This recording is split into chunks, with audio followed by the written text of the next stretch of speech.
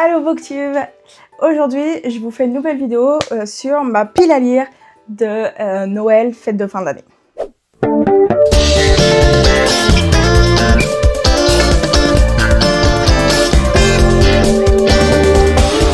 Donc, je vais vous présenter 15 livres que j'aimerais vraiment lire entre mi-novembre et la fin de l'année. Donc, vous allez voir, ça va être soit des livres vraiment de Noël, ou qui ont une ambiance genre neige, nord, mais vraiment en général très très Noël. Il y a de la fantasy, de la cozy, de la romantasy, il y a des cozy mystery et il y a des thrillers aussi. Et il y a 2 livres que je vous présenterai plus tard parce que ce sont des livres de l'Avent. J'en ai 2 cette année, donc voilà. Donc on part tout de suite pour le premier livre. Le premier livre que je vais vous parler et qui me fait extrêmement envie, c'est Santa Cruz. Donc c'est une romance. Différence d'âge, croisière, prisonnier, ça a l'air très très cool honnêtement. J'adore vraiment beaucoup la couverture du livre. Donc c'est après 8 ans de prison, le protagoniste est forcé de participer à une croisière de Noël censée aider d'anciens détenus à se réinsérer. Entouré de guirlandes, de bonne humeur, forcé d'une organisatrice trop joyeuse nommée Alexis, il compte juste survivre au voyage. Mais entre cynisme et espoir, cette croisière pourrait bien bouleverser tout ce qu'il croyait savoir sur la seconde chance.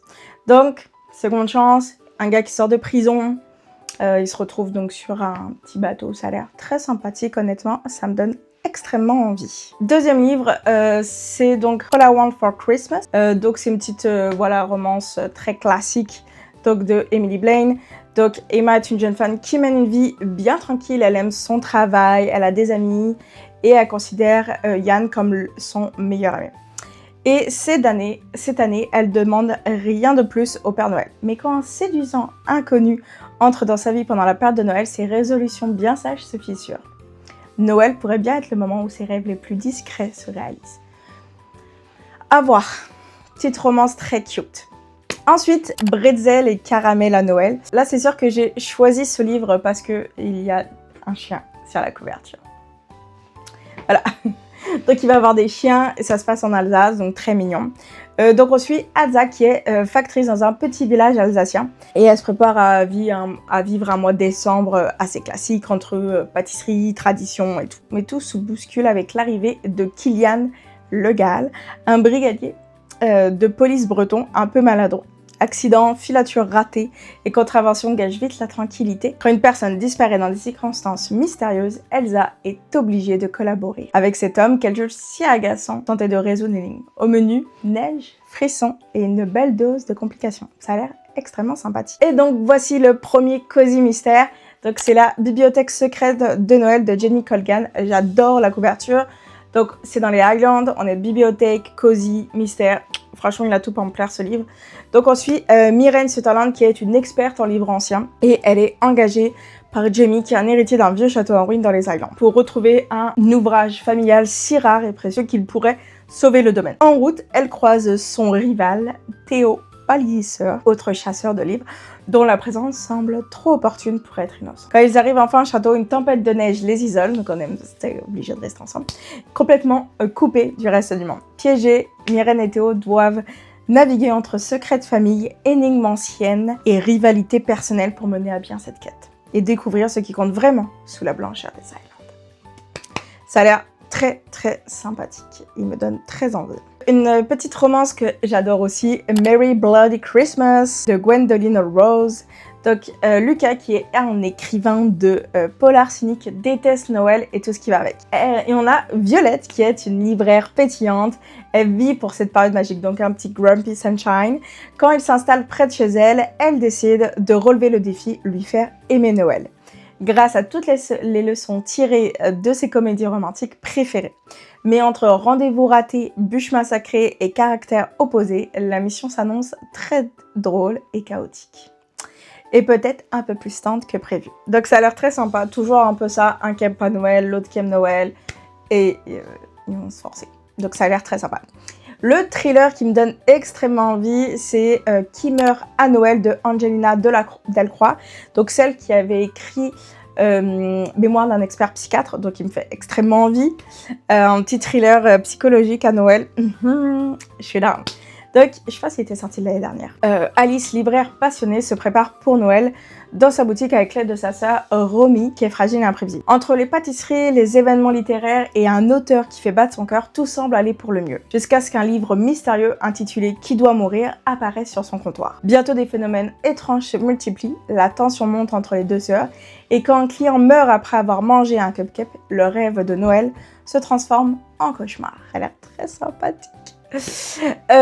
Prochain livre, c'est My Fucking Santa Nicholas. Conflits familiaux, Noël.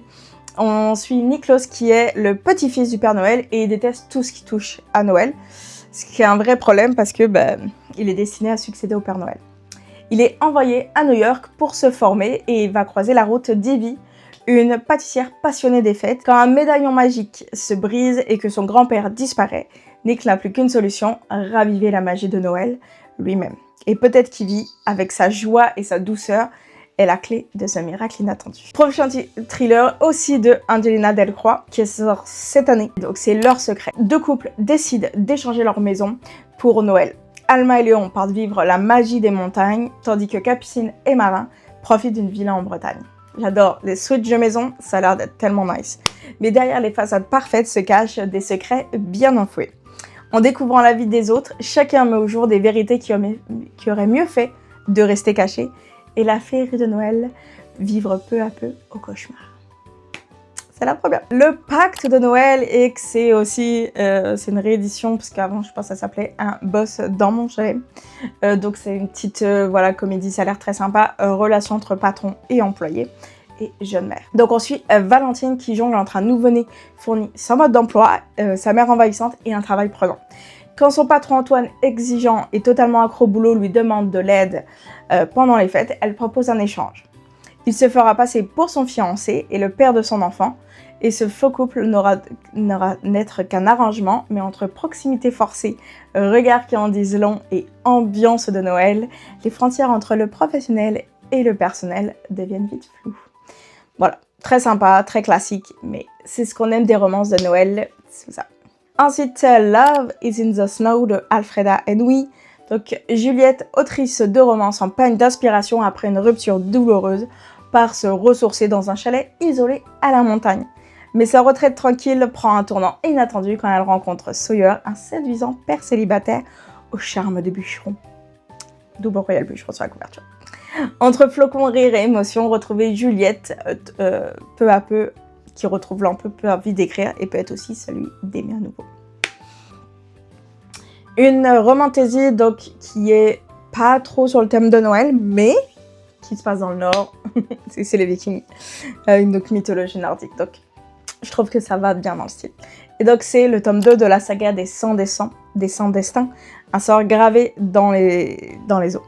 Et donc ça l'attrape amour interdit, romantasy, mythologie nordique, viking, donc tout ça. Je veux juste vous dire, plus le tome 1, parce que comme c'est un tome 2, puis c'est une duologie, et c'est de Daniel L. Jensen, donc connu pour Le Pont des Tempêtes.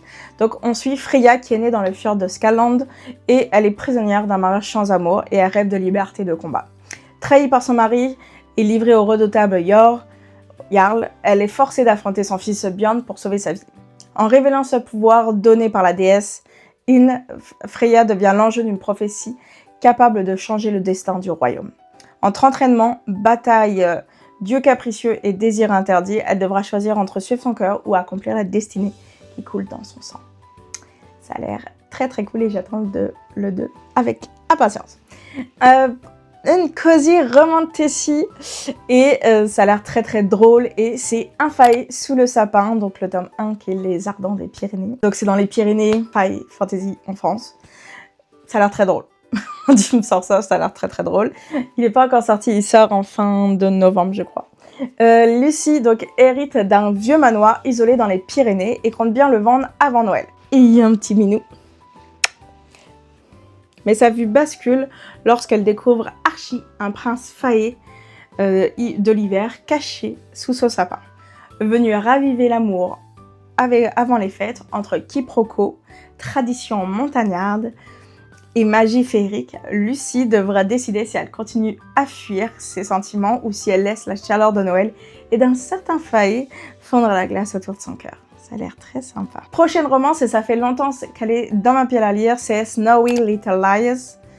Donc c'est voilà, secret de famille, ça a l'air très sympa, ça fait longtemps que c'est sur ma pile à lire. Donc on suit Jill, qui ment depuis toujours pour ne pas décevoir sa famille et se fait passer pour responsable d'équipe alors qu'elle n'est qu'une assistante. Sur le chemin du retour pour Noël, elle rencontre Matthew, auteur en panne d'inspiration et faux petit ami à louer pour quelques jours. Entre secrets, ruses et complicité inattendue, Jill découvre qu'avouer ses mensonges à un parfait inconnu peut parfois être étonnant, libérateur. Avant-dernier livre que je vous présente qui est sur ma pile à lire, donc c'est Cadeau surprise et Père Noël en slip. Le nom me fait énormément rire, je trouve là aussi la couverture très sympathique, donc ça me tente vraiment beaucoup. On suit Ryan, pompier strict et organisé, et Nao, stripteaseur dans les maisons de retraite pour rembourser des dettes, et ils devaient jamais se rencontrer. Pourtant, une nuit inattendue et pleine de passion les rapproche, avec pour seule règle de ne jamais se revoir. À l'approche de Noël, la magie des fêtes les oblige à repenser cette promesse. Ils n'ont désormais que 25 jours pour tomber amoureux. Ça a l'air très mignon. Et enfin, le dernier, c'est une cozy romantasy, puis c'est The XX, le tome 3, The Wedding Witch, mariage et sortilège. Donc, vous savez que j'ai lu les deux autres livres, le tome 1 en septembre, le tome 2 en octobre, et donc là, le tome 3 en novembre ou décembre, voilà. Et donc, on suit Bowen Palo, donc le troisième frère, le plus petit, qui est un sorcier solitaire et accepte à contre-cœur d'assister à un mariage. Et on a Tamsin, qu'on a vu dans le premier tome, qui est marchande d'artefacts magiques, et elle est là, elle, pour dénicher un objet rare. Mais ils se font transporter dans les années 50, et ils se retrouvent coincés dans le passé, et doivent résoudre les mystères du manoir, tout en découvrant une petite romance. Ça a l'air très mignon! En tout cas, c'est ça qui finit ma pile à lire de Noël. Je vais passer, je pense, 1 mois et demi très sympa à lire tout ça. En général, je lis quand même beaucoup de livres au mois de décembre parce que les vacances fait que j'ai beaucoup plus de temps pour lire. Mais là, à voir ce que je vais faire parce que j'ai 2 autres livres aussi que je vous présenterai plus tard, mais qui sont des romances de l'Avent. Et que je vais vous faire une vidéo, un petit reel par jour pour parler de ces romances-là. Donc ouais, il va y avoir quand même beaucoup de vidéos en décembre, donc ça va être intense, mais ça va être très sympa aussi. Donc en tout cas, n'hésitez pas à me dire votre pile à lire si vous avez déjà lu certains des livres que je vous ai parlé. Et en tout cas, on se retrouve très très vite pour une prochaine vidéo. Bye!